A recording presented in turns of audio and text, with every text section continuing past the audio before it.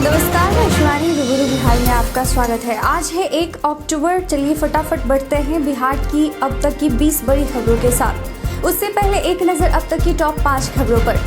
Petrol diesel के बाद अब मोबिल की कीमत ने लोगों की बढ़ाई परेशानी। इन जिलों के लिए मौसम विभाग ने जारी किया ऑरेंज अलर्ट। सूबे में जल्द ही लागू होने जा रहा चकबंदी। सरकार का बड़ा फैसला, छोटे पावर स्टेशन किए जाएंगे बंद। चारा घोटाला मामले का पर्दाफाश करने वाले अधिकारी हुए सेवानिवृत्त। अब चलिए बढ़ते हैं खबरों की ओर विस्तार से। महंगाई हर क्षेत्र में बढ़ रही है। पेट्रोल डीजल से परेशान लोगों को अब मोबिल के बढ़े दाम परेशान कर रहे हैं। बाजार में वो सस्ते में मोबिल खोज रहे हैं, लेकिन सभी की कीमत 250 से अधिक ही है। मोबिल के 1 लीटर की कीमत में 50 से 100 रुपये की वृद्धि हुई है। ऐसे में 2 पहिया, 4 पहिया या कोई भी मशीनरी सामान को चलाना महंगा पड़ रहा है। इसका असर ग्राहकों की पॉकेट पर भी पड़ रहा है। बिहार में मानसून विदाई के कगार पर खड़ा है, लेकिन गुलाब चक्रवात के असर से अभी मौसम का मिजाज लगातार बदल रहा है। बीते दिन सूबे के कई इलाकों में बारिश हुई। मौसम विभाग की माने तो आज पटना समेत बिहार के अन्य जिले जमुई, लखीसराय और मुंगेर में आज हल्की से मध्यम बारिश होने की संभावना है। वहीं बेगूसराय और खगड़िया में भारी से भारी बारिश होने की संभावना है, जिसके लिए मौसम विभाग ने ऑरेंज अलर्ट जारी किया है। बिहार में खेतीहर जमीन के विवाद को सुलझाने के लिए सरकार बड़ी पहल करने वाली है। जमीन विवाद को जड़ से खत्म करने के लिए बिहार सरकार भूमि सर्वेक्षण का काम करवा रही है और बहुत जल्द चकबंदी कर उन किसानों को एक जगह जमीन का भूखंड उपलब्ध करवा देगी, जिनकी जमीन अलग अलग जगह पर है। चकबंदी के जरिए एक तरफ जहां किसानों को काफ़ी फायदा होगा, तो वहीं दूसरी तरफ जमीन विवाद में काफ़ी कमी आएगी। इसके लिए IIT रुड़की से आई टीम ने भूमि सर्वेक्षण का काम पूरा कर लिया है। बिहार सरकार ने बड़ा नीतिगत फैसला लिया है। बाढ़ और नवीनगर जैसे मेगा थर्मल के निर्माण के बाद सरकार ने बिहार में चल रहे छोटे पावर स्टेशन को बंद करने का फैसला लिया है। सरकार की नई नीति का सबसे ज़्यादा असर मुजफ्फरपुर और बरौनी स्थित बिजली संयंत्र पर होगा। बिहार के ये दोनों छोटे बिजली संयंत्र बंद हो जाएंगे।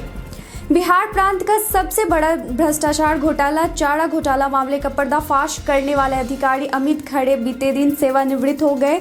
वे भारतीय प्रशासनिक सेवा में 1985 बैच के झारखंड कैडर के अधिकारी थे। 36 साल के शानदार करियर के दौरान उन्होंने भारत सरकार, झारखंड और बिहार सरकार में महत्वपूर्ण जिम्मेदारियों का निर्वहन किया। उनके नेतृत्व में करीब 34 सालों के बाद भारत में नई शिक्षा नीति 2020 लागू किया गया। विशेषज्ञों ने इस नीति को भारत को विश्व गुरु बनाने का मास्टर प्लान बताया है। कृषि कानून, बेरोजगारी, महंगाई और शिक्षा व्यवस्था को लेकर कांग्रेस प्रदेश कार्यालय में बीते दिन पटना में नेताओं और कार्यकर्ताओं द्वारा धरना प्रदर्शन का आयोजन किया गया। धरना के दौरान प्रदर्शनकारियों ने केंद्र सरकार के खिलाफ जमकर नारेबाजी की और सरकार की नीतियों पर कई सवाल खड़े किए। सोनी टीवी पर प्रसारित हो रहे कौन बनेगा करोड़पति में आज का एपिसोड बेहद खास होने वाला है। इस स्पेशल एपिसोड में पहली बार बिहार के पंकज त्रिपाठी और वेब सीरीज स्कैम 1992 से हर घर में पहचान बना चुके प्रतीक गांधी बतौर गेस्ट के रूप में नजर आएंगे।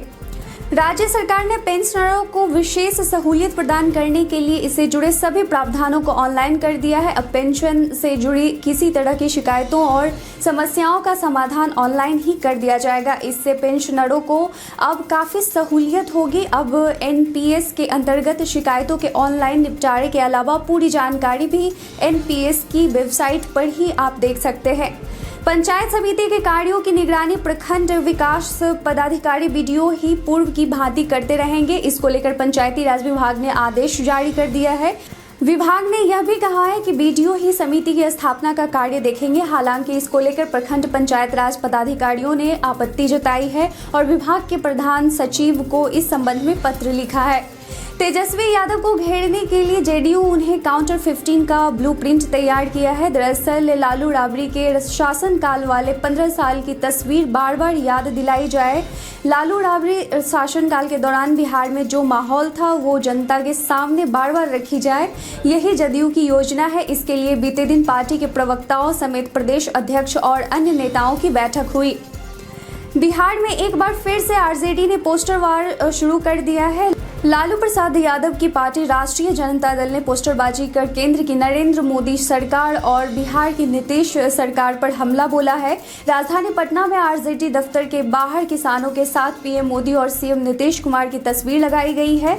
इस पोस्टर के जरिए एनडीए की सरकार में किसानों की दुर्दशा को दर्शाने की कोशिश की गई है।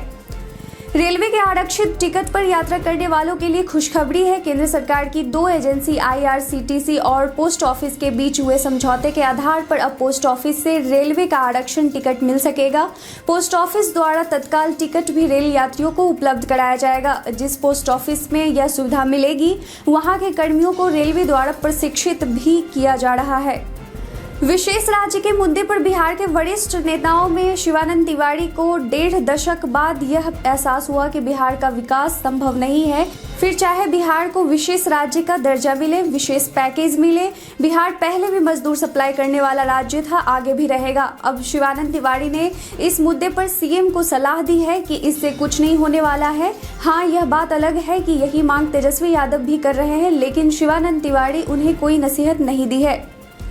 बिहार के नेता प्रतिपक्ष तेजस्वी यादव की ओर से मुख्यमंत्री नीतीश कुमार को लिखे गए पत्र का जेडीयू ने जवाब दिया है। दरअसल पत्र लिखकर तेजस्वी यादव ने यह मांग की थी कि बिहार में हर साल बाढ़ और सुखाड़ की विभीषिका के कारण होने वाले नुकसान के महत्व को समझते हुए राज्य हित में उनके नेतृत्व में एक सर्वदलीय प्रतिनिधि मंडल प्रधानमंत्री नरेंद्र मोदी से मिलकर आपदा संबंधित उचित मांगों को रखे। इस पत्र के जवाब में जदयू के नेता निखिल मंडल ने बीते दिन ट्वीट कर कहा कि तेजस्वी यादव अनुरोध की जरूरत नहीं है।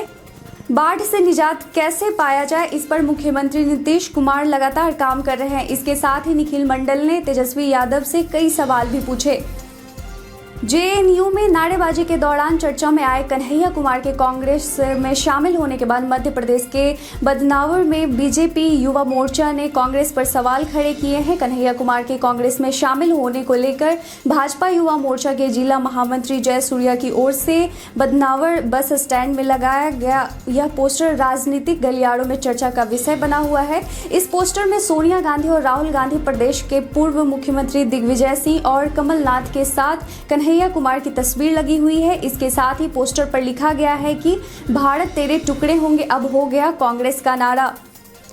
राजद सुप्रीमो लालू यादव की मुश्किलें बढ़ सकती हैं। चारा घोटाले का सबसे बड़ा मामला डोरंडा ट्रेजरी केस की सुनवाई अगले सप्ताह से रांची की अदालत में रोज हो सकती है। ज्ञात हो कि इस मामले में लालू यादव पर डोरंडा ट्रेजरी से 139 करोड़ रुपए से ज्यादा की अवैध निकासी का आरोप है। साल 2021 में प्रस्तावित जनगणना जाति के आधार पर नहीं होगी। पूर्व के ही तरह इस बार भी जनगणना कराई जाएगी, जिसकी तैयारी भी पूरी कर ली गई है। ये बात राज्यसभा सांसद और बीजेपी नेता सुशील मोदी ने बीते दिन कहा है। उन्होंने कहा कि केंद्र सरकार ने कहा है कि राष्ट्रव्यापी जनगणना की तैयारी कर ली गई है और केंद्र के लिए पिछड़े वर्गों की अंतिम समय में जनगणना संभव नहीं है।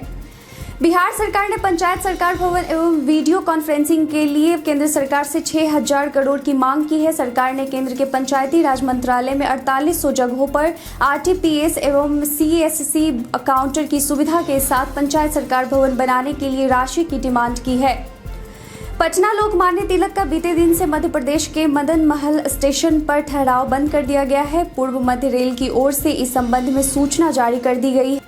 रेलवे की ओर से अप लूप लाइन के विघटन एवं निर्माण के लिए इस ट्रेन के ठहराव को अस्थायी रूप से 30 सितंबर से 30 जनवरी तक स्थगित करने की सूचना जारी कर दी गई है। तिलहनी फसलों का उत्पादन बढ़ाने के लिए राज्य में धान की फसल के बाद से बढ़ती हुए खेतों में राई, सरसों, मूंगफली, सूर्यमुखी, कुसुम, अंडी एवं तिल की फसल बोई जाएगी। योजना का 30% लाभ महिला किसानों को दिया जाएगा। 33% किसान लघु और सीमांत श्रेणी के होंगे। राज्य सरकार ने किसानों की आमदनी बढ़ाने के लिए राष्ट्रीय खाद्य सुरक्षा मिशन तिलहन अंतर्गत targeting rice follow area in eastern India for oil seeds योजना के कार्यान्वयन की स्वीकृति दे दी है। इसके साथ ही चलते हैं आज के सवाल की ओर। सरकार द्वारा चकबंदी वापस लागू करने का फैसला सही है या नहीं, इस पर आपके क्या विचार हैं? आप अपना जवाब कमेंट सेक्शन में लिखकर हमें जरूर दें। आज के लिए बस इतना ही। बिहार की सबसे बड़ी खबरों के साथ जुड़े रहने के लिए देखते रहें रूबरू बिहार। धन्यवाद।